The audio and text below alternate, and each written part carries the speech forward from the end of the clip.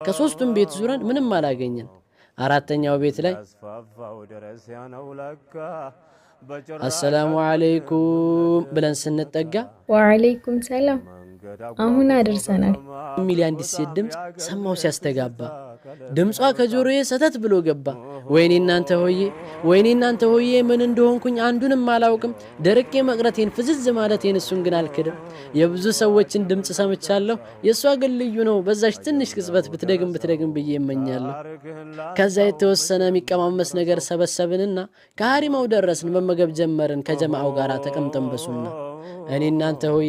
እኔ እናንተ ሆዬ መብላቱንም ትቼ በሐሳብ ነጉጃለሁ። ወአለይኩም ሰላም የሚለውን ድምጿን ማስተንተን ይዣለሁ። ወአለይኩም ሰላም ያቃጭልብኛል። ነገ እንዴትም ብለህ መመልከት አለብህ ውስጤ እንዲህ ይለኛል። ይሄን እያሰብኩኝ እያስተነተንኩኝ እንቅልፍ ባይኔ ሳይዞር ሳስባት አደርኩኝ። ታሪክህን ላንሳው መቼም አንረሳው።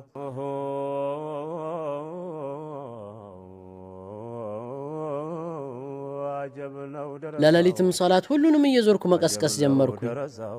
ታሪክህን ላንሳው መቼም አንረሳው። ጎበዝ ማሻአላህ ሰዓት አያልፍህም እያሉ አደነቁኝ።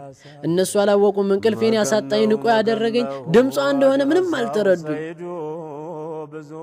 የማይነጋ የለም ፀሐይ ወጣ ነጋ፣ ቂርአትም ተቀራ። መስክል ጠይቅ እንዴት ነህ ደረሰው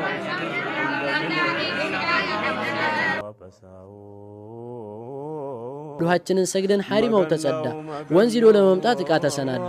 ከዛኔ በመሃል ሐሳብ አለኝ አልኩ። ሁሉም ሰው ከሚሄድ ሰዓት ከምንገድል ግማሹ ያምጣ፣ የተቀረው ደግሞ ምግብ ለመፈለግ በየአቅጣጫው ይውጣ ብዬ ተናገርኩኝ። ኸይር ነው መደድ ነው ሐሳቤን ደገፉኝ። ከዛ መዳድቤ ሁሉንም ሸኘሁኝ።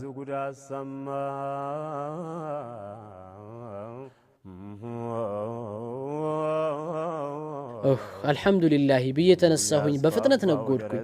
ፈራ ተባብዬ አሰላሙ አለይኩም ስል ድምፄን ሰደርኩኝ። ወአለይኩም ሰላም። በጣም ተናደድኩኝ። ድምፁ የሱ አይደለም ማመን አልፈለግኩም። ድጋሜ ደገምኩኝ። አሰላሙ አለይኩም።